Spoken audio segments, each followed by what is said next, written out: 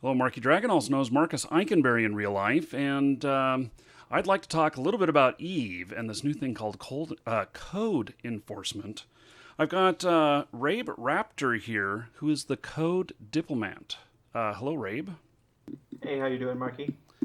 So, Rabe, can you explain for people who have not heard of this? What is this law of high sec stuff and code enforcement, and what does it mean to players in the game? Well, I'm glad you asked that. The code is sort of an emergent gameplay, and I think the greatest thing about it is that it really emphasizes and sort of embodies what it means for a game to be a sandbox. Um, you know, in other words, a lot of other MMOs are, developer-based content, and Eve is player-based, player-developed, and player-driven content. Mm-hmm. And so I think Eve is great in the way that you can sort of create your own societies and groups and sort of exert your influence over others. And more specifically, code is the idea that making money AFK is wrong. It's the idea that, or we embody the idea that if you are making money AFK, what we call to be bot aspirant, uh, or if you are running a bot program or something like that, that you're more or less devaluing the assets and the value of everything else that people have earned that has been diligently worked for at the client, at keyboard. And so Code is a group of players dedicated to destroying people who decide that they'd rather be away from their keyboard than at it. And we do this through the use of suicide ganking in HiSec. Mm-hmm. Mm-hmm. And now you mentioned botting. Obviously, to use a bot in the game is a violation of the end user license agreement, and it'll get you banned. Now, isn't that like CCP's job to enforce? Oh yeah, when it comes to actual botting, as in something that violates the EULA, um, we're not trying to, steal CCP's thunder. We simply want to assist in that process. They can't be everywhere at once, and so we of course, if we receive intel on a bot fleet, we'll go and vaporize it, and we do petition it as well. It is also possible when you see something that looks like a bot fleet. Um, Say there's an orca and 30 skiffs mining ice, and they're all named Miner One, Miner Two, Miner Three, and they all seem to be acting uniformly. It's also possible that maybe it's not a bot program, and maybe it's just someone multi-boxing and playing AFK. Mm-hmm. And so, we show up and blow that up. And if it is a violation of the EULA, we're not replacing CCP's role there. We're just So, amending it. in the instance that you mentioned there, which is using like multi-boxing is permitted within Eve, Sure. and so you are um, you're not attempting to enforce something that CCP is already enforcing. You're attempting to enforce your own version of how players should act in game. It's basically, I guess, a form of controlling people to behave in a way that helps meet your goals. Would that be correct? Maybe. I think it's important to make the distinction though that we're not for profit. When you gank a skiff, you're not going to make any money off of that skiff. It's going to cost you more to gank it than you're going to be able to loot. And so our motivations. You're right in saying that it is to fulfill maybe our purpose and not CCP's purpose. Mm-hmm. But our purpose is really tied into the player base, and I would hope that our purpose is everyone's purpose, or at least everyone who wants to work for their ISK. So the what I've read on your site, and by the way, anyone who's watching this, there's a link in the description to the site, Law of HiSec. And so I mean, one of the things that we do in game, of course, is that we go out and earn an income. Some of us who don't want to pay our monthly, that we want to earn it in the game. And so Plex prices have gone up quite significantly in the past year and a half, 2 years. They've more than doubled. Um, Now, is this your like point of contention here that by helping to enforce this law that you guys have laid down, that you will indeed affect that price and make it easier for what you consider to be the more legit players to earn their income? Well, I think so, and I think that while I wouldn't discount the fact that Plex prices are also based on how much people have been buying Plex, and other factors as well, I think that the value by which assets, including Plex, are affected by the devaluation caused by bot and bot aspirant mining and hauling, it's a non-zero value. So while I don't know the exact value in terms of how much it has affected the economy or the price of Plex, it is a non-zero value. So there might be some point of contention about how much it could help, but I don't think there's any contention that it would help the price of Plex. So you guys are non-discriminant against both, miners and freight haulers. Correct. And so, what makes those two classes of ships and players? What makes them the same? That's a good question. I guess I've not really examined the similarities, but I would say a striking similarity, now that I think about it, is that both are easy ways to make money AFK. So I think that may be why we target them both more than other ships. I mean, we also gank incursion runners and mission runners and things like that. And we don't target them nearly as much just because it's much harder to do those things AFK. What is considered AFK? So let's just say that I'm flying my freighter, let's say, and I'm just minding my own business, flying through, jumping gate to gate. What is the thing that makes me quote unquote AFK? Okay, and yeah, I'm glad you asked that too. I use the term AFK a lot, but you could substitute AFK in this context for away from client as well.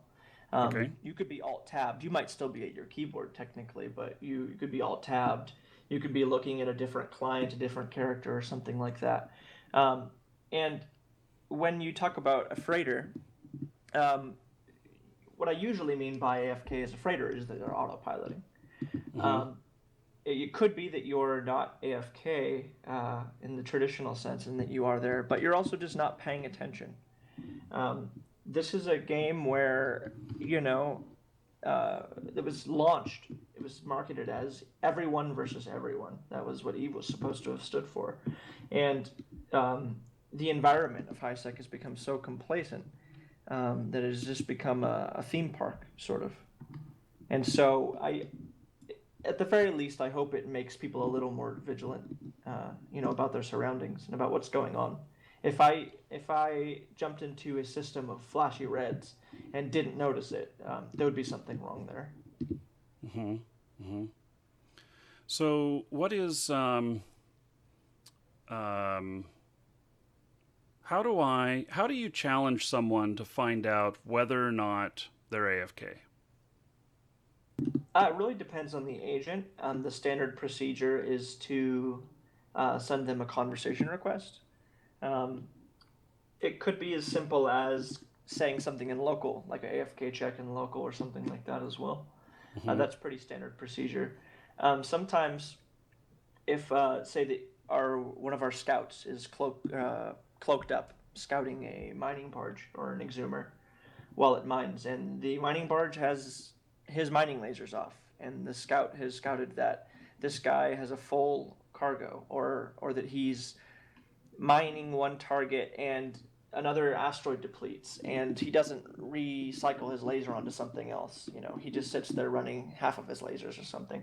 I mean, there's some really subtle little signs like that where we can tell if someone's AFK, besides the normal verbal cue. And so, okay, one of my clients, I typically do not allow anyone to send me message requests. And so I think about that, because I just get spammed a lot. Yep.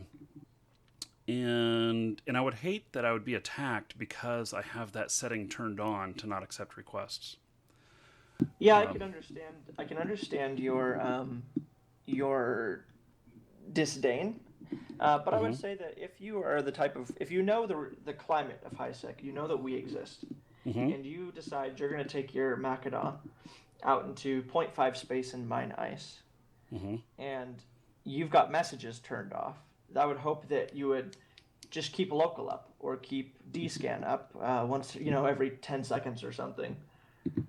There's a million ways, even if you're completely closed off to the verbal cue, that you can notice that something is wrong. And I might add that, for example, we've tried to gank miners while they're streaming.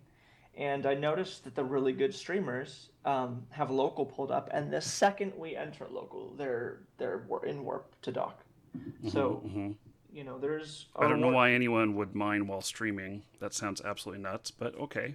Yep. I don't know. I don't know. Well, it's crazier that someone would watch the stream than to even stream it. So I don't know. So, okay. So now you also don't like autopilot. And so is it a sign that someone is AFK if they're flying from gate to gate and they land at 10 out and then pilot in to the gate? Does that automatically make them a target? It automatically raises a red flag if they land at 15 and start slow boating to the gate. I wouldn't say it automatically makes them a target, but it definitely raises a red flag. Now, I understand that there's another piece to this, which is the permit. Can you tell me what the permit is? Right. So the permit is basically a pledge to help us oppose bot aspirancy.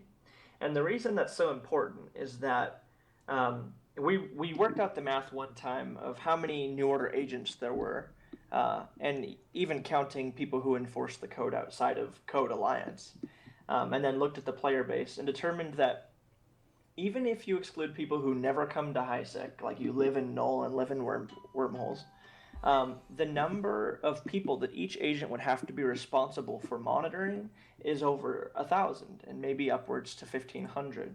And so the law just cannot, and the code just cannot be enforced if every agent has to monitor and record the activities of 1,500 people. And so the permit is a really good way to say, hey, I'm pledging I'm not going to do these things, and, I'm not your target, basically. A lot of people look at it as extortion. A lot of people look at it as a scam. But the thing I would point to is the fact that it's only 10 million ISK. It's just enough to mean something, but it's not nearly enough to make any sort of meaningful profit from. Is that 10 million ISK a one-time thing or monthly, or what is that? Yearly. When we send them the permit to display in their bio, we give them a date, which is 365 days. I see. So it's some sort of code or something like that that's or number that's displayed in there. Now, what keeps people from faking that? They do all the time, but usually we require that they put the agent that they bought the permit from in their bio with the permit as well. And so when we encounter someone that has a permit, oftentimes we'll consult the database that we keep or just that agent. And so, devil's advocate here. Let's say I buy a permit. I'm in my hauler character, and I've got it displayed in my bio, and I want to fly my empty ship AFK from one side of the system to the other. You guys are still going to gank me, aren't you? Correct. Buying the permit is only half of it. And while it does help us streamline the process, if we see someone being blatantly AFK, the permit is not going to save you. Because, I mean, think of the hypocrisy in spending 10 million ISK to pledge that you oppose this bot aspirancy and then Mm-hmm. engaging in bot aspirancy. It's just like criminals, putting a bumper sticker on their car saying, "I support my local police." Right, exactly. But then if they then are the getaway driver for a bank robbery, they're still gonna get trashed. So, what is your hopes for a long term goal on this? Is it just that it's a fun cause to have, and that it allows you to have some control in the game and a purpose, or is there actually something that we're going to see as a tangible benefit, say a year from now or something like that? Sure. Well, we've actually been enforcing for 2 years so far. According to one of James 315's manifestos, James 315 being the founder of the code, he reported that he was able to cut mining in half in the systems which he dedicatedly patrolled. And when he says mining, he implies that he's talking about bot aspirant mining. Mm-hmm. I have no problem with mining and with hauling. I think, I know obviously those activities are necessary to the infrastructure of the game. No one's going to be creating and selling ships if there was no one mining. It's just this AFK form of income, and that we're really, really vehemently opposed to. My hope is that people, accept EVE for what it is, which is a PvP game. EVE is not solitaire, and I heard of a recent study CCP did. Someone was just telling me about it the other day, where they found that the leading cause of losing players was that the players never really found a group of people to play with, and they just sort of played by themselves. They got bored of running missions and mining and stuff, and they just sort of unsubscribed. Mm-hmm. Mm-hmm. And something really interesting you'll notice about us is when we gank someone, it's really, really common that they either join up with us and start enforcing the code with us, or they form up against us and they join what we call the anti-ganking community or the White Knight community. And they've got tons of channels which you can join and learn all about how not to get ganked and how to try to stop us and stuff. And it ends up being great fun, I think, for both sides. And I might even add on the side that White Knights are a really good thing for code agents too, because it keeps what we do from becoming PvE. Ganking an AFK miner can be pretty non-interactive. It's not really our fault that it's non-interactive. Obviously, that's what we're trying to stop. But all the same, it's a lot more fun if someone's trying to stop you from doing it. So, other than you don't want anybody performing any actions in game where they are away from the keyboard. Is that it? Is that the only goal that you have? Well, we have a lot of other sort of hopes for the game. I don't know how many of them we can really influence. For example, I think that like low sec is really fun. You get the sort of the small gang combat where EVE really shines. But I think a lot of people stay away from nullsec and wormholes just because it's kind of a case of the haves and the have-nots. You're either in the horde that's doing the killing, or you're in the victims who are getting blobbed by the horde. And while that's understandable, that's the way the mechanics have forced things to be. We'll see if the upcoming jump changes affect that at all. I think they will. But the whole point is that we want everyone to be able to have fun in all security statuses, and that people will just become more vigilant and more interested in PvP. And I think that you'll see a lot more people in low and null if they become interested in it while they were in high sec, rather than sort of reverting to a game of space solitaire as well. Okay. Well, any final thoughts? Is there anything I didn't ask that you wanted to tell about or talk about? There's just a couple notable things that I hope people have access to see that, for example, that permits aren't extortion. It's not a scam. Um, Eve University, for example, vouches on their wiki of us, on their page they have in their wiki, that there's some evidence that we honor our permits. And I would hope at least that Eve University is a relatively trusted organization, or could be considered relatively neutral. Um, I would also just say, on a fun side note, that we're producing a code cartoon, and on my website, lawofhighsec.com, you can see the info. There's some voice auditions going on if anyone's interested in that. So it's kind of a fun side thing. So let me ask one other thing. What are the ethics of of the Code Collective? I'm not sure what to call you as a group. Is it just Code? I would say New Order. Code is usually, you're referring to Code Alliance, Code Dot Alliance, or you're referring to the Code, which is the new Halaima Code of Conduct, which James 315 published after his manifestos on minorbumping.com. Mm-hmm. And but I think New Order is the broader term, that it sort of covers Code Dot Alliance as well as the people who enforce it outside of that alliance. Mm-hmm. So, is subterfuge and espionage and other things that could be seen as schemes or antisocial, are those all valid tactics in furthering your goals? Oh, absolutely. We're dedicated to our cause, and we'll use just about any means necessary.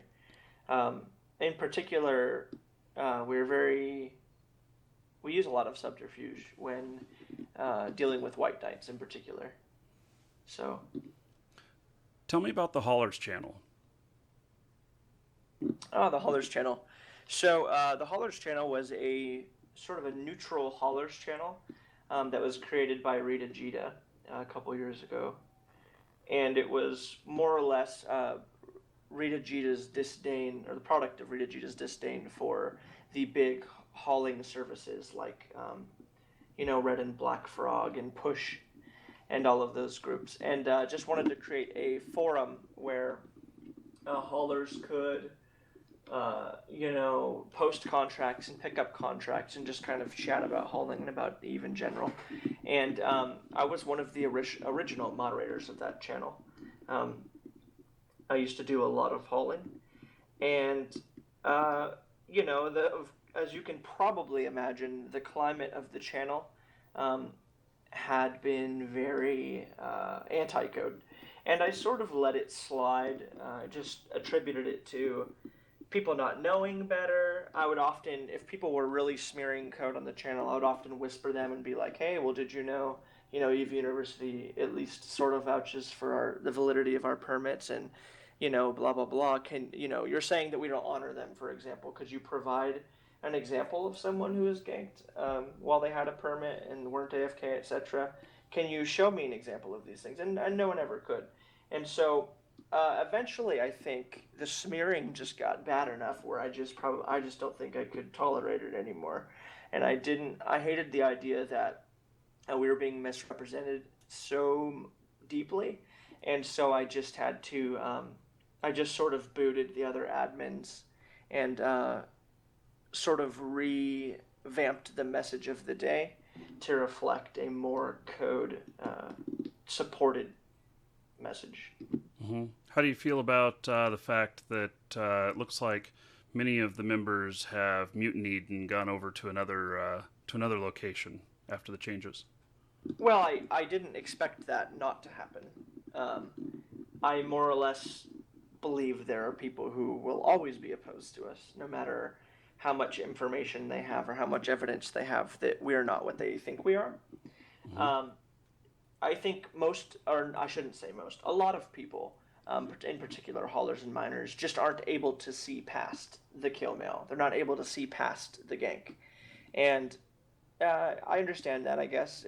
Some people are very simple-minded. They're very, tunnel visioned into the thing they want to do, and they just don't care about anything else. I'm not surprised that a lot of people have left. The channel population is still very high, and the people who have continued to slander us and try to leech members from our channel are going to be dealt with for sure. So bounties coming on or war decks?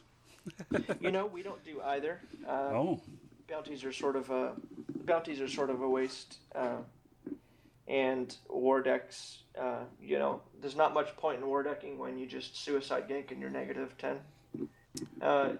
If we see someone we don't like in high sec, it doesn't matter what they're in, they'll die. We've ganked bling tank, incursion ships. We kill triple reinforced bulkhead jump freighters that are empty. Like, it doesn't matter. If we want something to die, it's going to die. Okay. Well, Rabe, I appreciate your time and sharing with us, more information about the code.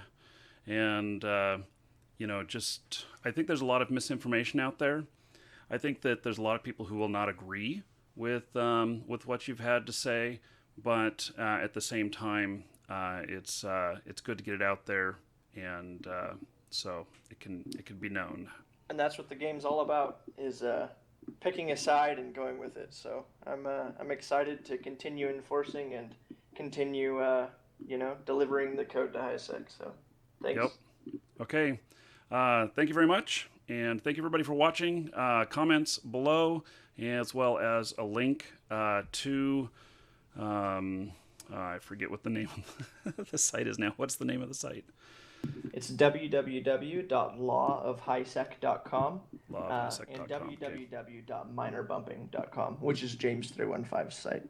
Okay, so sounds good. Links to both of those will be in the description below, and check them out. So, okay, thank you everybody, and thanks again, Rabe. We'll catch you next time.